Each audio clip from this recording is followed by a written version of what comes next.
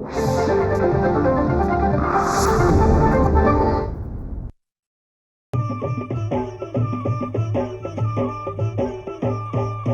काळी आई धनधान्य देई, ही काळी आई धनधान्य देई. जोडते मनाची नाती आमची माती, आमची माणसं, आमची माती, आमची माणसं, आमची माती, आमची माणसं, आमची माती, आमची माणसं, आमची माती, आमची माणसं.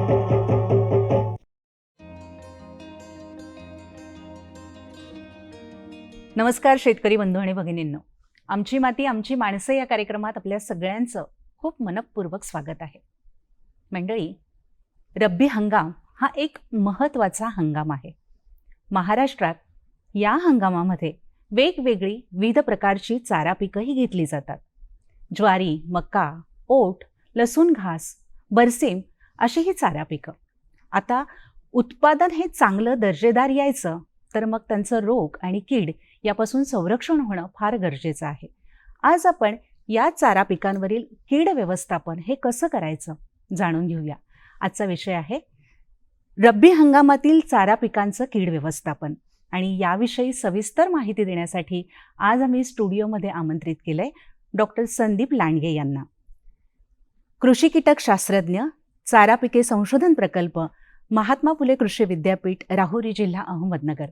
नमस्कार सर. नमस्कार. कार्यक्रमात आपलं खूप मनपूर्वक स्वागत आहे. सर, एक महत्त्वाचा विषय, कारण की जनावरांचं जर आरोग्य चांगलं ठेवायचं किंवा त्यांना जर चारा चांगला मिळाला तरच पुढचं जे काही उत्पादन असतं त्याचा संपूर्ण परिणाम हा चाऱ्यावर होत असतो.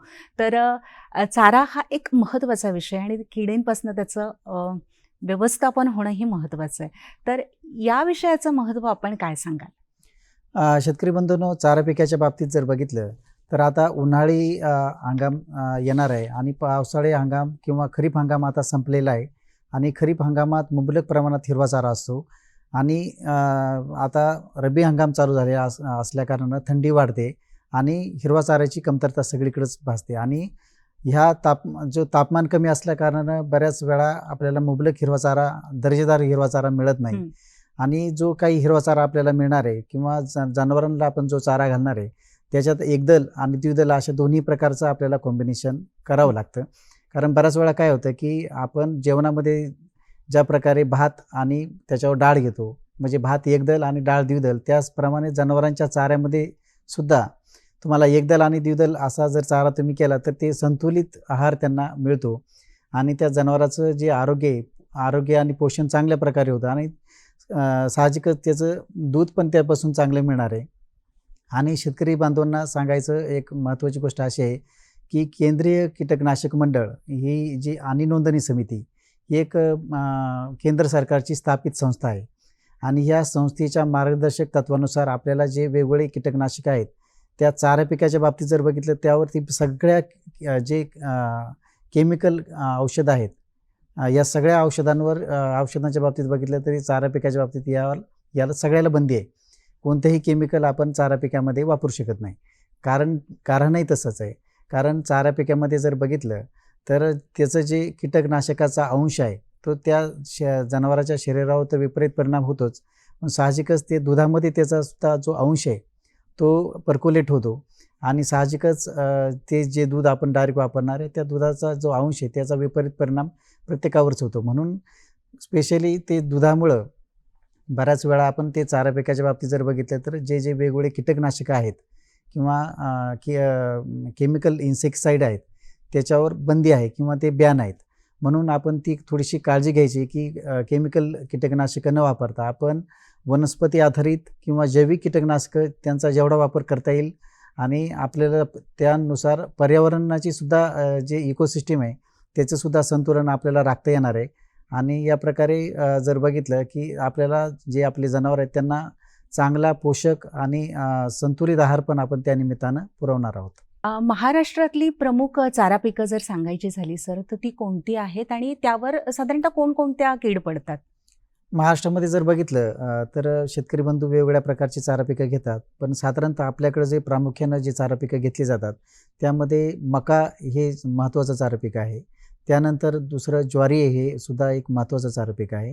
त्यानंतर ओट आहे, लसूण घास आपण म्हणतो त्याला किंवा मेथी घासही म्हणतो त्याला, आणि दुसरा बरसीम आहे. बरसीमला आपण घोडाघासही असं संबोधलं जातं. असे हे 4 ते 5 प्रकारचे महत्त्वाचे वेगवेगळे चारा पिकं आहेत. याच्यामध्ये एकदल जर बघितलं तर मका, ज्वारी आणि ओट हे एकदल वर्गीय चारा पिकं आहेत, आणि लसूण घास आणि बरसीम किंवा घोडाघास जे आहेत हे द्विदल वर्गीय चारा पिकं आहेत. असे 2 वेगवेगळे एकदल आणि द्विदल असं त्याचं एक संतुलित आहारासाठी आवश्यक असणारं गुणोत्तर आहे. आणि दुसरं जे त्याच्यामध्ये जर बघितलं तर किडींचा जो वेगवेगळा प्रादुर्भाव आहे, तर मकामध्ये जे वेगवेगळ्या प्रकारच्या किडे आहेत त्यामध्ये मकामध्ये खोडकीड आहे. त्यानंतर त्याच्यामध्ये स्टेम बोरर एक महत्त्वाची कीड आहे मकामध्ये, पायरीला एक आहे, मावा आहे, आणि अलीकडंच 5-6 वर्षापासून जी महत्त्वाच्या जी ना उद्रेक घातलेला किंवा शेतकरी सगळे त्रस्त झालेले आहेत अशी एक महत्त्वाची कीड म्हणजे अमेरिकन लष्करी अळी, तिला फॉल आर्मीमा म्हणतो. का त्या अळीनं सगळीकडं एक शेतकरी एकदम चिंतातूर झालेला आणि त्रस्त झालेला आहे या अळीचं. का अजून त्याचं नियोजन आपल्याला पाहिजे तसं त्या प्रमाणात झालेलं नाही. त्यानंतर दुसरी ज्वारी आहे. ज्वारीमध्ये सुद्धा मावा ही एक महत्त्वाची कीड आहे. त्यानंतर लष्करी अळीसुद्धा ज्वारीमध्ये आहे. त्यानंतर ज्वारीमध्ये सगळ्यात सुरुवातीला जी येते ती शूट फ्लाय किंवा आपण त्याला खोडकीड म्हणतो ज्वारीमध्ये, तीसुद्धा प्रामुख्यानं त्याचासुद्धा उद्रेक मोठ्या प्रमाणात आहे. त्यानंतर दुसरी जी बाकीचे पीक आहे ते लसूण घास. लसूण घासाच्या जर बाबतीत बघितलं तर लसूण घासामध्ये सुरुवातीच्या काळामध्ये 3 प्रकारचे वेगवेगळे मावा होतात. तर या मावा किडींमध्ये हिरवा मावा आहे, त्यानंतर येलो स्पॉटेड मावा जो म्हणतो आपण तो एक मावा आहे, आणि एक काळा मावा. असे 3 वेगवेगळ्या प्रकारचे मावा वेगवेगळ्या अंतरानं हिवाळ्यामध्ये ते उद्रेक करतात, आणि पूर्ण जे पीक आहे ते काळं होतं किंवा घास कापताना पूर्ण ते हात शेतकऱ्यांचा पूर्ण काळा होतो, आणि त्या चाऱ्याची जी प्रत आहे तीसुद्धा पूर्णपणे डाऊन होते. कारण लसूण घासाच्या बाबतीत जर बघितलं तर लसूण घास हे बहुवार्षिक चारा पीक आहे. मग एकदा तुम्ही पेरणी केली तर 3 वर्ष चालतं, आणि त्याची कापणी ही जी कापणी आहे ती प्रत्येक 21 दिवसाला त्याची कापणी येते, आणि ते द्विदलवर्गीय असल्यामुळं त्याच्यात प्रोटीनचं प्रमाण किंवा विटॅमिन आहे हे सगळ्यात जास्त आहेत, आणि संतुलित आहारासाठी किंवा जास्त दूध किंवा जनावराचं जे शरीराची झीज भरून काढण्यासाठी किंवा जनावराच्या आरोग्यासाठी सगळ्यात शक्तिवर्धक जर बघितलं तर लसूण घास आहे. त्यानंतर त्याचप्रमाणे जे दुसरं महत्त्वाचं चारा पीक आहे बरसीम, त्याला आपण घोडाघास बराच वेळा सुद्धा म्हणतो. कारण या घोडाघासाच्या बाबतीत जर बघितलं तर हा घोडाघास जे आहे हे फक्त हिवाळ्यामध्ये, जोपर्यंत हिवाळा आहे तोपर्यंत हे चारा पीक आपल्याला मिळतं, आणि त्याच्या साधारणतः 7 ते 8 कापण्या शेतकरी घेतात. आणि या घोडाघासाच्या बाबतीत जर बघितलं तर याचं पान जे आहे, लसूण घासाच्या बाबतीत याचं पान जरा थोडंसं जाड आहे, आणि याच्यावर पानावर थोडीशी लव आहे.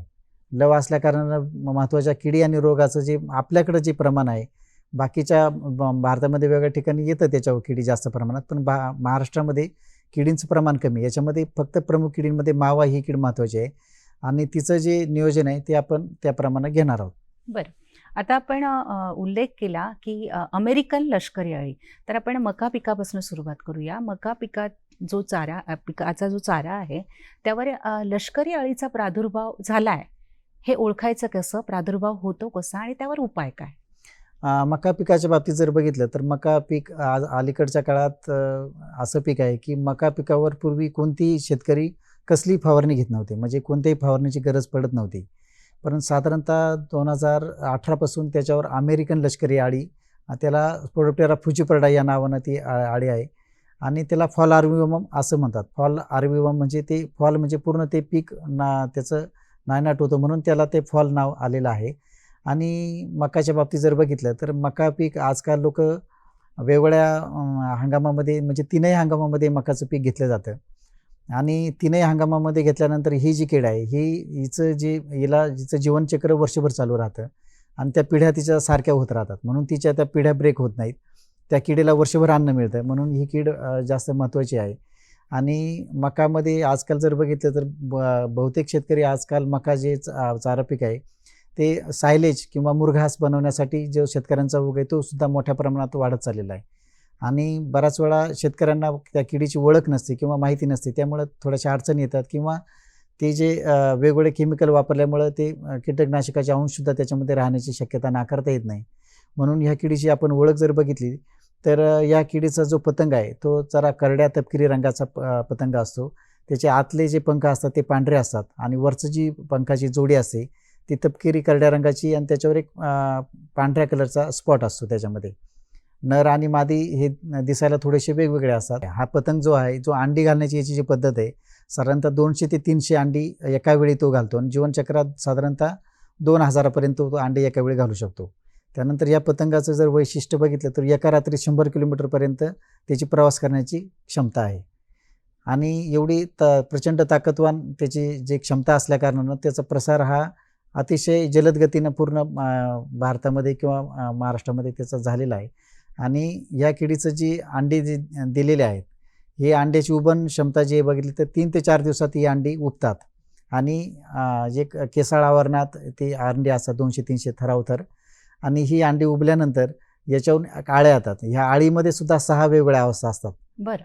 आणि ह्या 6 अवस्थांमध्ये जर बघितलं तर पहिली जी अवस्था असते त्याला फक्त काळी डोकं आणि थोडंसं हिरवी असते, एकदम छोटी असते आणि एक असा चिकट पदार्थ ती तोंडातून सरवते त्याला आणि तो एक रेशमासारखा एक धागा असतो. त्या धाग्याने ती या झाडावरून त्या झाडावर वाऱ्याच्या जाहीनं वारा जो असतो त्याच्यामुळे ती प्रसार होतो तिचा वाऱ्यामुळे. आमची माती आमची माणसं. अमेरिकन लष्करी अळीच्या जर अवस्था सांगायच्या झाल्या तर नेमक्या त्या कोणत्या आहेत सर? अमेरिकन लष्करी अळीमध्ये साधारणतः 4 अवस्था असतात. अंडी, अळी, कोश आणि पतंग या 4 अवस्था असतात आणि या 4 अवस्थांमध्ये फक्त अळी अवस्था हीच नुकसानकारक अवस्था आहे. बाकीच्या 4 अवस्था काही करत नाही. आणि अंडी अवस्था जी आहे त्यामध्ये जी अंडी अवस्था जी बघितली आपण ती झाल्यानंतर मग अळी अवस्था असते. अळीमध्ये सुद्धा 6 वेगवेगळ्या अवस्था असतात.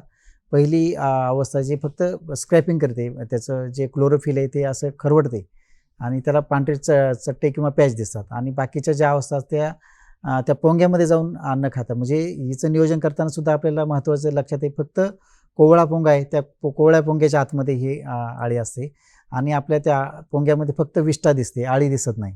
तर ती ताजी जर विष्ठा आपल्याला दिसली तर लक्षात ठेवायचं की आतमध्ये अळी आहे.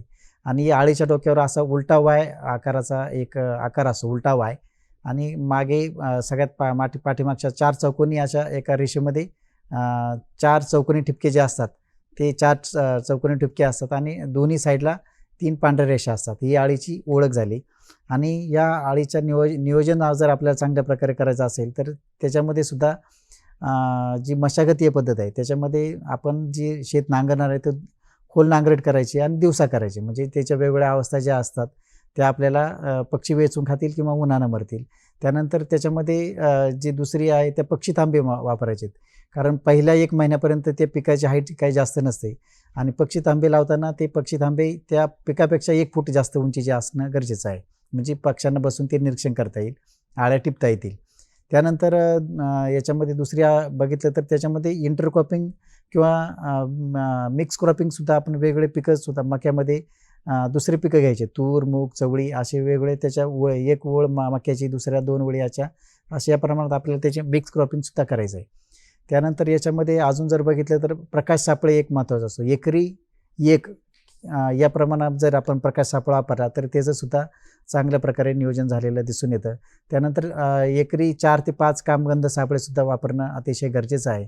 आणि जैविक कीटकनाशकं जे आहेत तर जैविक कीटकनाशकांमध्ये सुद्धा वेगवेगळ्या प्रकारचे कीटकनाशकं आहेत. महात्मा फुले कृषी विद्यापीठाने याच्यामध्ये बरेच वेगवेगळे कीटकनाशकं विकसित केलेले आहेत. त्याच्यामध्ये व्हर्टिसिलियम लिकानी एक आहे, ते फुलेबगीसाईड नावाने मिळतं. त्यानंतर फुले बिव्हरिया आहे, फुले बिव्हरिया बेसियाना. त्यानंतर मेटारिझम आणि सोपली आहे. हे जे वेगवेगळे कीटकनाशकं आहेत हे कीटकनाशकं आपल्याला त्या वेगवेगळ्या आळ्यांसाठी आपण वापरतोच. म्हणजे व्हर्टिसिलियम लिकानी जे आहे ते फक्त आपण मावा किडीसाठी वापरतो आणि आळी किडे जे आहेत त्याच्यामध्ये मेटारिझम आहे, त्यानंतर मेटारिझम रिले आहे, त्यानंतर बिव्हरिया बेसियाना आहे. हे जे वेगवेगळ्या प्रकारचे कीटकनाशक आहे, जैविक कीटकनाशक आहे, ही 50 ग्रॅम प्रति 10 लिटर असा त्याचा डोस आहे. तर याप्रमाणे शेतकऱ्यांना 10 दिवसाच्या अंतरानं ते फवारणं गरजेचं आहे कारण त्याने सुद्धा चांगल्या प्रकारचं नियोजन होतं आणि कोणत्याही प्रकारचे साईड इफेक्ट त्याच्यामध्ये दिसत नाही. बरं. त्यानंतर जे दुसऱ्या जे त्याच्यामध्ये काही गोष्टी आहेत की आपण ते अंडीपुंज आपल्याला दिसले किंवा पतंग दिसले त्याच्यामध्ये लिपलेले, तर ते सुद्धा आपण जर एखादा दिसला तर ते सुद्धा आपण मारू शकतो.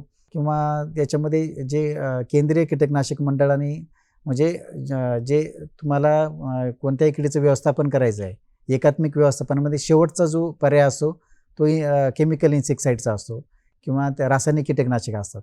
तो अगदी शेवटचा पर्याय आहे. सगळ्यातून जर झालं नाही तर तो शेवटचा पर्याय आहे. किंवा किडीचं तुमचं नियंत्रणच झालं नाही किंवा मोठ्या प्रमाणात उद्रेक झाला, नियंत्रण होत नाही, तर त्यावेळेस जे काही औषधं वापरायचे आहेत तर ती औषधं जे आपण वापरणार आहेत त्याच्यामध्ये स्पिनोटोरम एक औषध आहे, ते 11.7 SC नावानं त्याचा जो डोस आहे 0.5 मिली प्रति लिटर किंवा 5 मिली प्रति 10 लिटर असा त्याचा डोस आहे. तो त्याप्रमाणे आपल्याला त्याच्यावर मारायचा आहे. त्यानंतर अजून दुसरे जे औषध आहेत त्या औषधामध्ये जर इमामेक्टिन बेन्झोएट आणि दुसरं प्रोफेनोफॉस याचं एक कॉम्बिनेशन प्रोडक्ट आहे. हे औषधसुद्धा आपण 15 मिली प्रति हेक्टरी आणि त्याचं प्रति 10 लिटर प्रति हेक्टरी याचं असं त्या प्रमाणात तुम्ही ते मारणं गरजेचं आहे. त्यामध्ये अजून जे वेगवेगळे जे औषध आहेत ते सुद्धा आपण जे आहे ते त्याच मात्रेमध्ये वापरणं गरजेचं आहे. कारण शेतकरी बऱ्याच वेळा जास्त मात्रा वापरतो किंवा कमी मात्रा वापरतो. आणि दुसरी अतिशय महत्त्वाची गोष्ट चारा पिकाच्या बाबतीत बघितली तर ते औषध मारल्यानंतर 30 दिवस ते जनावरांना खाऊ न घालण्याची शेतकऱ्यांनी काळजी घेतली पाहिजे. बरं, आता हे झालं आपल्या मका पिकाच्या बाबतीत. आता आपण ज्वारी पिकाकडे येऊया. ज्वारी या चारा पिकावर पडणाऱ्या महत्त्वाच्या किडी कोणत्या आणि त्याचं व्यवस्थापन कसं करायचं? ज्वारी पिकावर साधारणतः जर बघितलं तर खोडकिडा, त्यानंतर मावा आणि शेवटच्या याला लष्करी अळी कधी कधी आपल्याला बघितली तर लष्करी अळी तर आपण मकामध्ये आता सांगितलेलंच आहे. माव्याचं जे नियंत्रण आहे, मावा हा एक रस शोषक कीटक आहे. तो फक्त पानातला अन्नरस शोषून घेतो आणि त्यामुळे झाड पिवळं पडतं आणि निस्तेज होतं. म्हणून माव्या हे किडीचं सुद्धा नियंत्रण आपल्याला वेळेस करणं कारण त्याच्या बॉडीतून एक असा चिकट द्रव स्रवतो आणि त्यामुळं ते पूर्ण त्या पानावर तो चिकट द्रव किंवा चिकटा तयार होतो आणि त्यामुळं ते एक ब्लॅक सुटी मोल्ड नावाची एक बुरशी असते, ती बुरशी त्याच्यावर तयार होते आणि अन्न जे तयार करण्याची त्याची जी पद्धत आहे किंवा प्रकाश संश्लेषण आपण म्हणतो ती प्रक्रिया मंदावते आणि चाऱ्याची प्रत आपल्याला खराब होते. म्हणून त्याच्यावर आपल्याला नियोजन करणं गरजेचं आहे. तर त्याच्यामध्ये व्हर्टिसिलियम लिकानी एक किंवा फुलेबगीसाईड हे एक औषध आहे, आपण त्याच्यावर 50 ग्रॅम प्रति 10 लिटर याप्रमाणे आपण त्याची फवारणी करणं गरजेचं आहे. त्यानंतर दुसरं लष्करी अळी ते आपण आता सांगितलेलंच आहे. आणि ज्वारीमध्ये अजून जर बघितलं तर रस्ट हा एक सुद्धा डिसीज येतो किंवा रोग येतो. त्याचंसुद्धा जर आपल्याला नियोजन करायचं असेल तर तो सुद्धा आपण त्याच्यामध्ये तो चारा आहे किंवा 70 दिवसाच्या आत किंवा 50% फ्लावरिंगच्या स्टेजमध्ये तो जर चारा कापला तर त्याचं नियोजन व्यवस्थित होतं. आणि ट्रायकोडर्मा विरिडी नावाची एक बुरशी असते, त्याचा आपण जर वापर केला तर त्याचंसुद्धा चांगल्या प्रकारे नियोजन होतं. आणि दुसरं ज्वारीमध्ये सुरुवातीच्या काळात जी येणारी ती खोडकीड आहे. खोडकिडीमध्ये जर बघितलं तर ती जी कीड आहे त्याच्यामुळे मधला जो पोंगा असतो तो त्याच्यामध्ये मरतो आणि त्याला साईड फुटवे येतात. त्यामुळे चाऱ्याची प्रत खराब होते किंवा कमी प्रतीचा चारा तयार होतो त्यामुळं. आणि म्हणून तिच्या नियोजनासाठी आपल्याला त्या चारा पिकाची वेळेवर पेरणी करणं गरजेचं असतं. आणि जर ते कंट्रोल नाही झालं किंवा त्याला बीज प्रक्रियासुद्धा आपण थायमेथोक्झान 30 FSA नावाचं एक औषध आहे, ते साधारणतः 2 ग्रॅम प्रति किलो याप्रमाणे त्याची आपण बीज प्रक्रिया करणं गरजेचं आहे. आणि दुसरं अजून त्याच्यामध्ये महत्त्वाचं आहे की जर नाही झालं कंट्रोल तर आपल्याला एक क्युनॉलफॉस 25 EC नावाचं एक औषधं मिळतं, त्याचे आपण साधारणतः 2 मिली प्रति लिटर याप्रमाणे आपण जर फवारणी केली, त्याच्यामध्ये सुरुवातीला त्याचा डोस जो असतो एकदम लहान असताना हा निम्मा असतो आणि नंतर उरलेला 10 दिवसांनी परत आपल्याला तो डोस वाढवायचा आहे. म्हणजे साधारणतः 350 मिली 500 लिटर पाणी या प्रमाणात त्याचं जर आपण सुरुवातीचं घ्यायचं, नंतर तुम्ही 700 मिली 500 लिटर पाणी या प्रमाणात त्याचं औषध घेणं गरजेचं आहे. आमची माती आमची माणसं. जो लसूण घास आहे त्यावर येणाऱ्या महत्त्वाच्या किडी कोणत्या? लसूण घासाचं मगाशी सांगितल्याप्रमाणे तो बहुवार्षिक चारा आहे आणि त्याची प्रत्येक 21 दिवसाला कापणी होते. म्हणून ह्या किडीच्या बाबतीत जर आणि हिवाळ्यामध्ये याचं पेरणी असल्यामुळं साधारणतः डिसेंबर महिन्याच्या सुरुवातीला याच्यामध्ये मावा किडीचा प्रादुर्भाव होतो. आणि माव्यामध्ये सुद्धा 3 वेगवेगळे प्रकार आहेत. सुरुवातीला हिरवा मावा येतो, तो साधारणतः त्या स्टेमवर येतो फक्त दांडीवर. नंतर त्याच्या पिवळ्या टिपकाचा एक मावा येतो, तो पानाच्या खालच्या बाजूला असतो. आणि दुसरा काळा मावा असतो. तो काळा मावा फक्त तो वरचा शेंडा आहे त्या शेंड्यामध्येच त्याचा उद्रेक वाढतो. आणि त्याच्यामध्ये मागाशी सांगितल्याप्रमाणे चिकट द्राव स्रवल्यामुळे तो पूर्ण झाड काळं होतं, प्रकाश संश्लेषण क्रिया मंदावते आणि चाऱ्याची प्रत पूर्णपणे ढासळून जाते. म्हणून आपल्याला त्याचं वेळीच नियोजन करणं गरजेचं आहे. त्यासाठी फुलेबगीसाईड किंवा नीम ऑइल, फुलेबगीसाईड 50 ग्रॅम प्रति 10 लिटर किंवा नीम ऑइल 20 मिली प्रति 10 लिटर या प्रमाणात जर आपण योग्य वेळी फवारणी केली तर चांगल्या प्रकारे नियोजन दिसून येतं. त्याच्यानंतर दुसरी जी महत्त्वाची कीटक आहे ती आहे आळ्या. तर आळ्यांमध्ये साधारणतः स्पोडोप्टेरा एक आळी आहे आणि दुसरं शेंगा पोखरणारी आळी, अशा 2 प्रकारच्या त्याच्यात आळ्या येतात. फेब्रुवारी महिन्यापासूनच त्याच्यामध्ये स्पोडोप्टेरा आळीचा प्रादुर्भाव दिसून येतो आणि पूर्ण जे शेत आहे ते असे थोडेसे पॅच दिसतात, तेव्हा पूर्ण थोडेसे शेंडे खालेले दिसतात किंवा थोडे जळालेले सारखे दिसतात या स्पोडोप्टेरा आळीमुळं. आणि जी हिरवी मोठी आळी असते ती ज्याला आपण पॉड बरोबर म्हणतो ती, किंवा शेंगा पोखरणार, ती हिरवी आळी असते मोठी. आणि ही आळी साधारणतः एप्रिल महिन्याच्या दुसऱ्या आठवड्यापासून चालू होते. तिसऱ्या आठवड्यात तिचा उद्रेक मोठ्या प्रमाणावर वाढतो आणि हा उद्रेक वाढल्या कारणानं तिची जी चाऱ्याची प्रत आहे किंवा घासाची प्रत आहे पूर्ण ती त्याची निस्तेज चारा होतो, पूर्ण खालेलं दिसतं. आणि त्या आळ्यांचं जर बघितलं, ह्या सगळ्या आळ्या या निशाचर असतात, म्हणजे दिवसा कुठतरी लपून बसतात, रात्री बाहेर येतात आणि रात्री ते खायला चालू करतात. तर यांच्या नियोजनासाठी सुद्धा महात्मा फुले कृषी विद्यापीठानं 2 जैविक कीटकनाशकं तयार केलेली आहेत. तर स्पोडोप्टेरा आळीसाठी फुले मॅजिक आहे आणि जे शेंगा पोखरणारी आळे त्यासाठी हिलिओकिल नावाचं एक औषध आहे. म्हणजे हे NPV म्हणजे न्यूक्लिअर पॉलिहायड्रोसिस व्हायरसेस, म्हणजे व्हायरसेसचं एक मिश्रण तयार केलेलं आहे. आणि त्यापासून त्या आळ्या जर साधारणतः 1 मिली प्रति लिटर किंवा 10 मिली प्रति 10 लिटर असं जर त्याचं जर प्रमाण घेतलं, आपण 10 दिवसाच्या अंतराने जर फवारणी केली तरी त्याचं नियोजन आपल्याला दिसून येतं. आणि समजा आपल्याला नियोजन त्याचं झालंच नाही, त्याच्यामध्ये मेटारिझम आहे, बिओरे आहे, हे सुद्धा साधारणतः 50 ग्रॅम प्रति 10 लिटर पाण्याने फवारणी जर केली तर चांगल्या प्रकारे नियोजन आपल्याला दिसून येतं. आणि तिसरा उपाय पक्षी थांबे. तुमच्या पिकापेक्षा 1 फूट उंचीवर पक्षी थांबे लावणं गरजेचं आहे, किंवा तुम्ही प्रकाश सापळे लावा, त्याने सुद्धा, किंवा कामगंध सापळेमध्ये सुद्धा चांगलं नियोजन दिसून येतं. बरं, आता आपण ओट पिकाकडे येऊया.